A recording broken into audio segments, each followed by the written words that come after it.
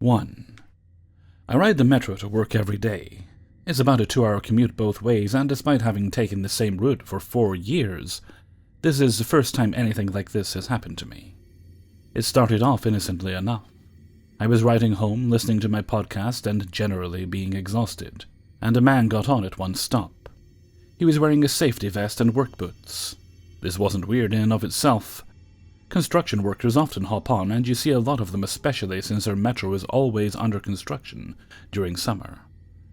It did draw my attention at the time, though, enough so that I looked up. I turned back to my phone after glancing at him, but apparently not fast enough. We made eye contact and he said something. I took my headphones off. Excuse me? I said, do you know what time it is? I looked at my watch, gave him the time, and started to put my headphones back in. Before I could press play again, do you know what universities are around here? Okay. The guy didn't look uni-age, but I figured he still had the right to ask, that maybe he was meeting someone. I was already starting to get a bad vibe, but I pointed out the 2 universities that I knew about, and thought it would be the end of that particular conversation. No luck. He moved so he was sitting behind me and started rattling on about how he wanted to go back to school for criminal justice, no less. I was incredibly uncomfortable, and tried to turn so I could see him better, which I guess he took as a sign of interest. He brought up his son, who was in his 20s, and his wife, who'd left him, and his other wife, who also had left him, and he had a daughter with. I responded mechanically, too tired to keep up with the conversation and painfully conscious of the fact that my stop was about 40 minutes away and that no one else in the car seemed to be paying this any attention. I guess I could have moved seats, but it's something that didn't occur to me at the moment. I was still trying to convince myself that it was a normal conversation, a guy just trying to pass the time to his next stop. The conversation turned to me. He wouldn't stop telling me how pretty I was, and asking me questions about my life, which I kind of verbally batted aside. I finally told him I was in school. He faked surprise. You're younger than my son, but you look so grown. You're younger than him. You know shit, dude, I don't look old. And I was wearing my glasses, which I have consistently been told make me look like I'm still in high school. I thought maybe this would make him back off, but no dice again. He really started piling on the compliments. The conversation started to look a little bit like this. You're so pretty. Thanks. No, really, you're so pretty. You have a boyfriend? Yep. And people who know and care about me and will notice if I'm missing, dude. Wow, does he tell you you're pretty? Seriously, pick another adjective. Yep, all the time. What kind of stuff does he tell you? And just on and on like this. I got called pretty about 10 times a minute. At this point, I was getting pretty freaked out, and texted my dad to pick me up at my stop. Usually I'll walk home. While I was texting, this guy leaned over the seat towards me. What's your name? I kinda batted that one off too, so he decided to try from another direction. Okay, well, I work most of the week, and I'm only available on Saturday. So can I call you? What?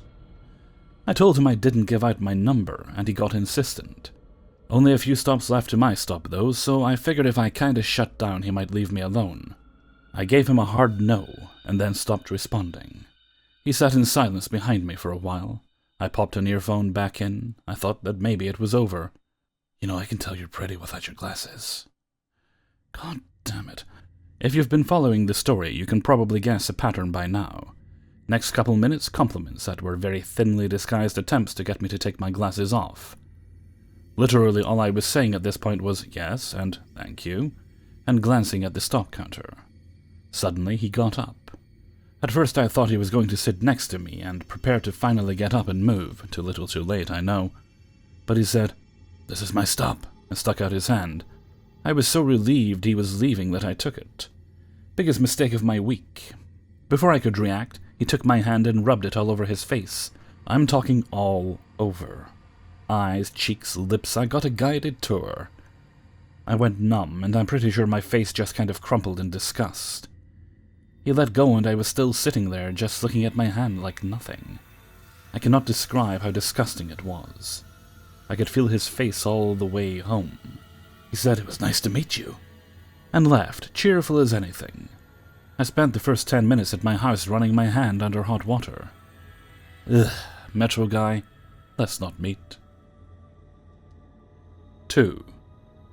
I was in a relationship with someone whom I thought at the time was the perfect man for me. We traveled all the time and discovered a lot of incredible places together. We were madly in love, people could see it. Strangers stopped us on the street to comment on what a radiant couple we were. Just after our 3rd anniversary together, he decided he was sick of living in the suburbs and would be moving downtown, closer to his business. He asked for my input, so we went to look at apartments one day. We walked into a dream place after seeing some really terrible ones. He got down on one knee and said, "I knew you would love it. It's ours already, would you marry me?" Of course I said yes. I was bursting with happiness.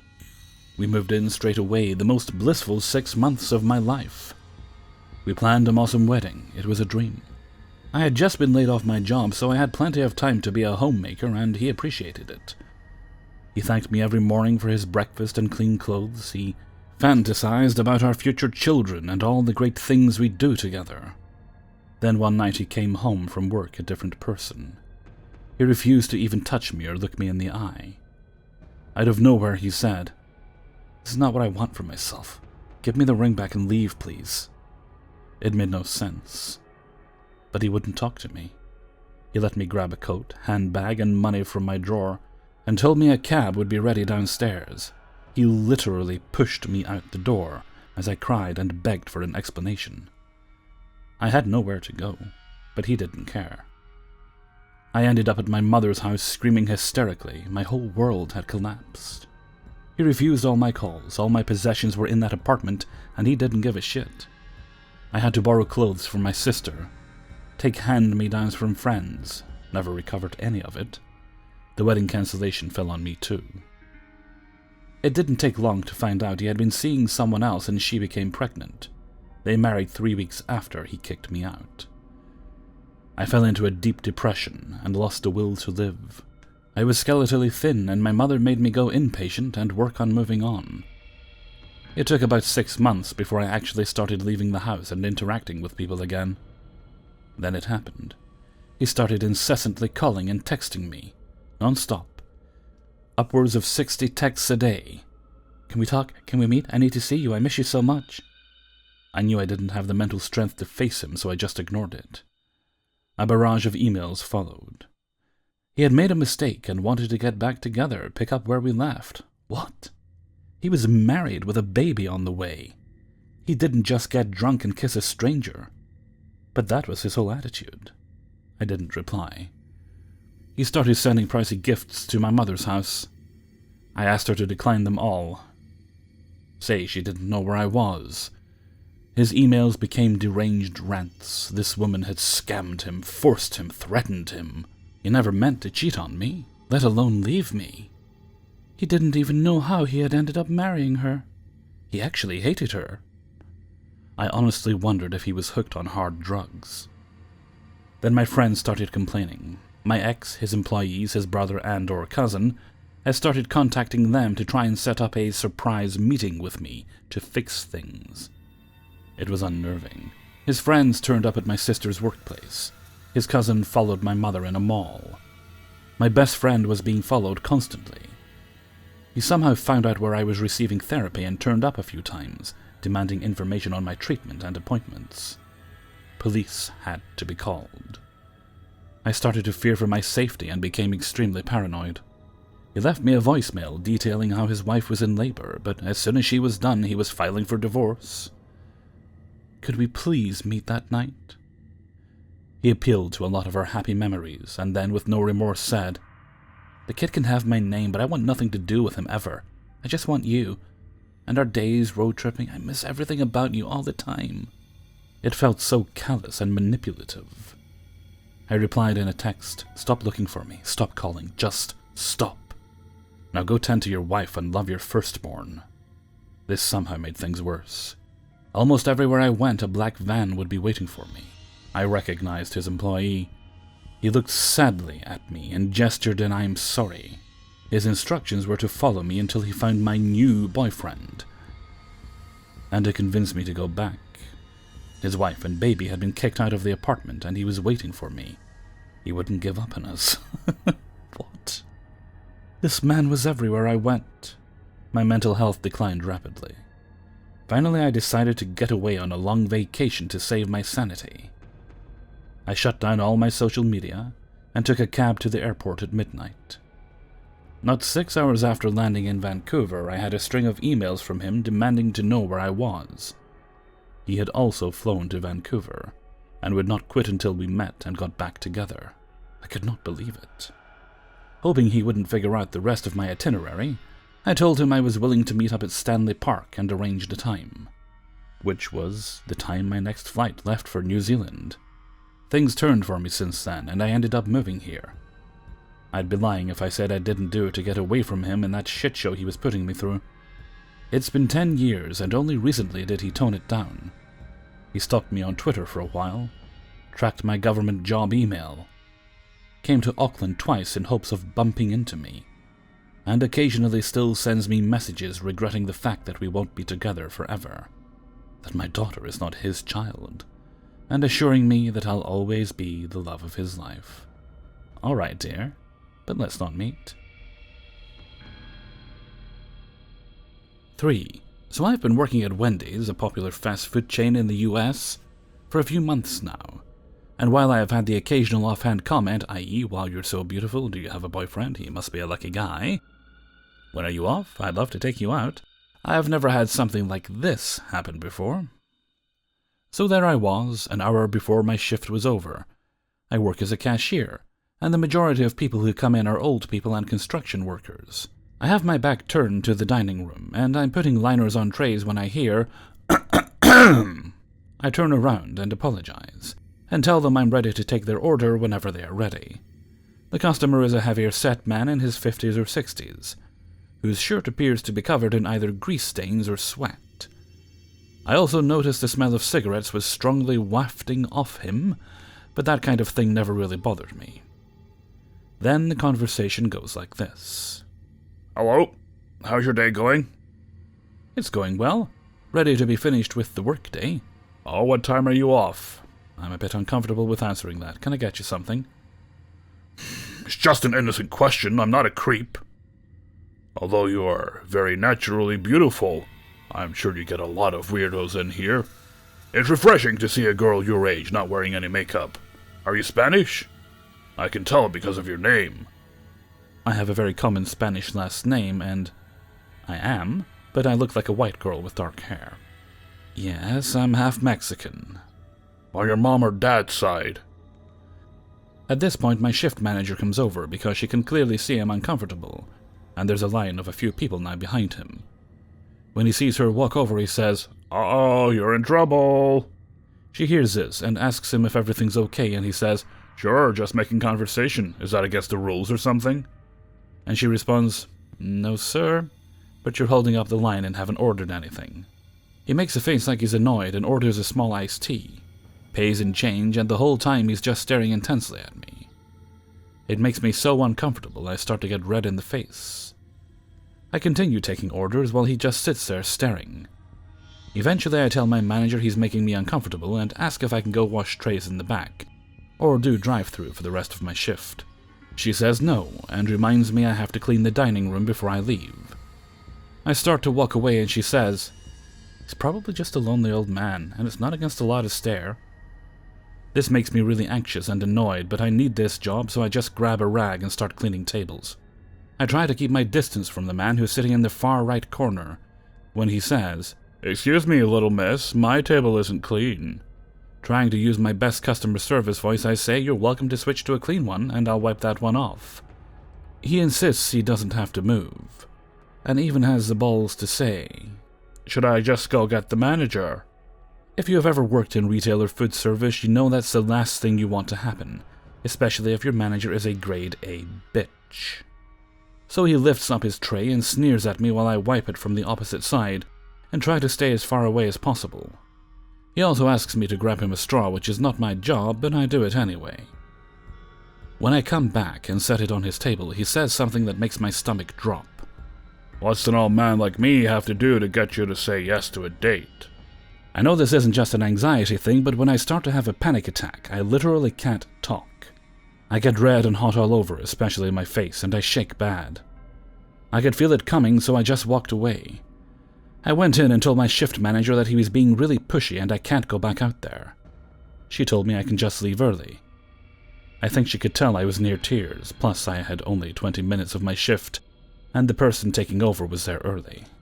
I'm 19, and the whole reason I got this job was to save up for a car. My house is a little less than a mile away and I don't usually mind walking, but today, for obvious reasons, I didn't feel comfortable doing that. I tried calling my boyfriend for a ride because I knew he was off that day, and he was at lunch with his younger sister, so I downplayed the situation to avoid making him leave like my needy self. I walked on and surprise, surprise, the man is still there. As soon as I walked out, he walks out too. I decide to completely ignore him and begin making my way to the crosswalk next to my work, headphones in. It isn't until he blocks my way that I see he's still trying to talk to me. "Need a ride, sweetheart? It's awfully hot out here." He says this with a wink that makes my skin crawl. I walk around him and ignore him, pushing the button to cross. He makes this face of horror like he can't believe I refused his offer after clearly showing I'm uninterested. I put my headphones in and blast the volume, but I can see his mouth moving like he's cursing me out. And turns around and gets back in his car. I keep pushing the button as if that will somehow make the walk sign appear faster, desperate to get home and lock the door behind me. When it does, I start to walk without even realizing his car was at the crosswalk, and he quickly speeds up, narrowly missing me, and the shock made me fall back in my ass. He speeds off and I ran across and hid on the small bike trail for 15 minutes before running home and locking the door behind me. I just called the actual manager, different from the shift manager, basically the big boss, and she was much more understanding.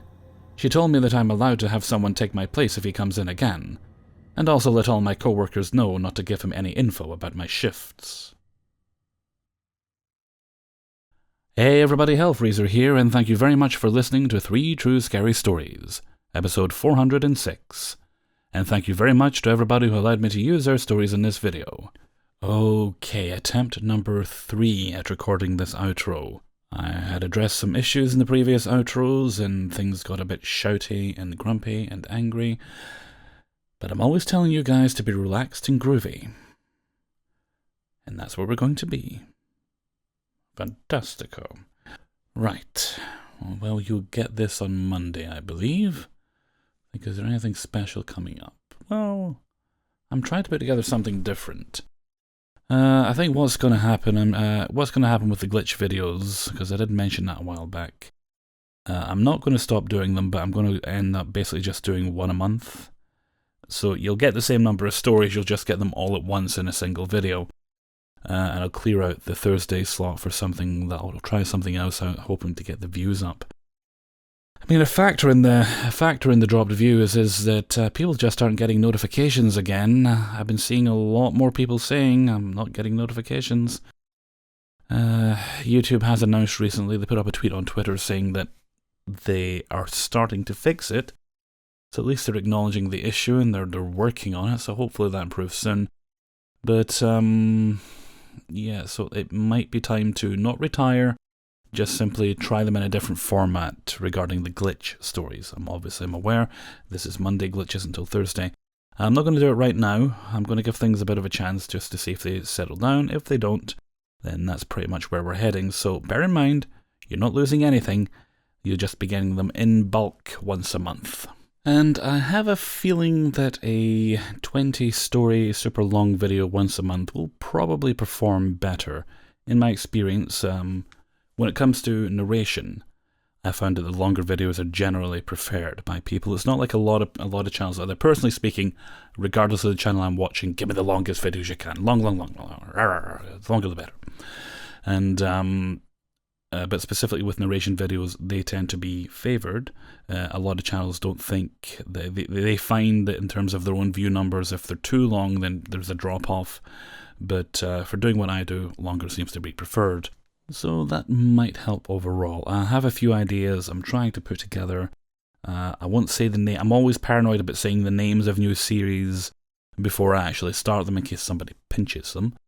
And There is a possibility of doing nice guy stories, but they're quite similar to Neckbeard, so I don't know if I want to start something that's similar.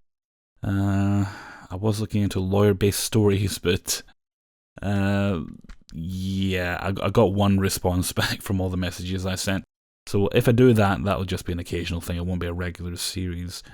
Military stories are still a possibility. There's quite a lot of those out there. And I've got plenty of ideas. Yeah, I'd like to do something a bit more positive, a bit more upbeat. I mean, for years I've been trying to find something about like restoring faith in humanity, like like positive stories, good karma type stories. But I'll keep looking and see what I can come up with. Okay, and with that, I'm going to head off for now. So until next time, thank you very much for listening, and take very good care of yourselves.